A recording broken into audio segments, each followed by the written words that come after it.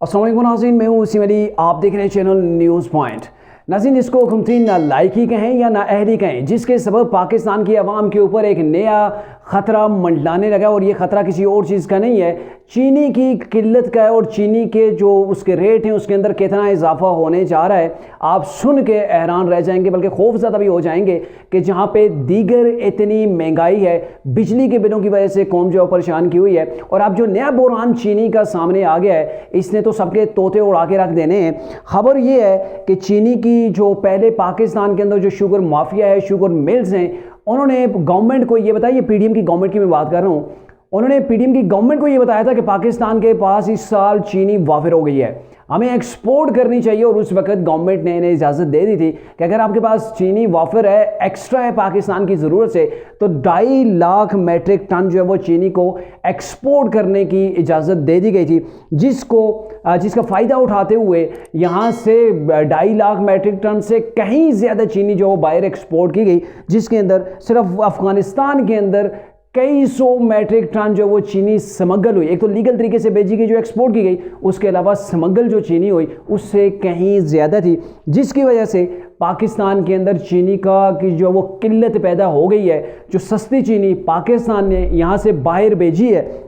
और अब पाकिस्तान वही चीनी दोबारा पाकिस्तान के अंदर इंपोर्ट करेगा, और जो इंपोर्ट करेगा उसके जो रेट हैं आप सुन के हैरान रह जाएंगे कि 220 रुपये फ़ी किलो के हिसाब से पाकिस्तान अब वही चीनी इंपोर्ट करेगा। अब ना तो माफिया से जो वो इंक्वायरी की जाएगी, सिर्फ डॉलर बनाने के चक्करों के अंदर शुगर मिल्स मालिकान ने अपने फ़ायदे को देखते हुए पूरे पाकिस्तान को कुर्बानी का बकरा बना दिया। सस्ती चीनी यहाँ से बाहर भेजी गई और अब महंगी चीनी जो वो पाकिस्तान के अंदर लाई जाएगी। मुझे समझ नहीं आ रही कि पाकिस्तान की गवर्नमेंट करती क्या है। क्या इनके पास कोई चेक एंड बैलेंस का सिस्टम ही नहीं है, या फिर शुगर माफिया के हाथों हमेशा से ये ब्लैकमेल होते आ रहे हैं, शुगर माफिया के आगे ये टिक नहीं पाते, जिसकी वजह से पाकिस्तान की आवाम को सस्ती चीनी के बजाय, सस्ती चीज़ों के बजाय महंगी चीज़ें लेनी पड़ती हैं, और जब सस्ती होती है तो यहाँ से बाहर भेज दी जाती हैं। और महंगी चीज़ें आप हिसाब लगाएं, यहाँ से बाहर जो चीनी गई होगी वो पर केजी 150, 160, 165 की गई होगी, और अब जब चीनी वापस हम लाएंगे,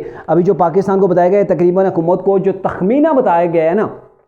10 लाख मैट्रिक टन चीनी हमने इंपोर्ट करनी है, और 220 रुपए के हिसाब से आप अंदाज़ा लगा लें कि पाकिस्तान की आवाम के ऊपर अरबों रुपए की छुरी चल गई है, और किसी कोई जो वो टस से मस नहीं है, कोई इसकी इंक्वायरी नहीं करेगा, कोई इन शुगर मालिकान जो हैं, शुगर मिल्स के मालिकान हैं, उनसे कोई नहीं पूछेगा। बस ये है कि पाकिस्तान की आवाम को बता दिया जाएगा कि चीनी जो है वो अब महंगी हो गई है, हमें बाहर से लानी पड़ रही थी, अपनी चीनी जो है वो ख़त्म हो गई है। तो जब चीनी सस्ती थी, पाकिस्तान की आवाम के लिए बामुश्किल पूरी थी, आप उसको उठा के बाहर भेजते हैं, बाहर से मंगवाते हैं। आप पाकिस्तान के बाद डॉलर भी शॉर्ट हैं, इतनी डॉलर की इनकम पाकिस्तान के अंदर नहीं है, आमद नहीं है जितनी यहाँ से हम बाहर दे रहे हैं, जिस वजह से डॉलर का जो है वो रेट भी ऊपर जा रहा है। तो ये गवर्नमेंट है, गवर्नमेंट की वो फ्लॉप पॉलिसियाँ हैं जिसकी वजह से पाकिस्तान की आवाम को जो है वो बुरे वक्त देखना पड़ते हैं। और आपको ये भी बताएं कि आप जो पेट्रोलियम मसनूआत हैं वो मज़ीद महंगा होने जा रही हैं। आज जो एक्सपेक्ट किया जा रहा है, आज रात को पेट्रोलियम की मसनूआत के अंदर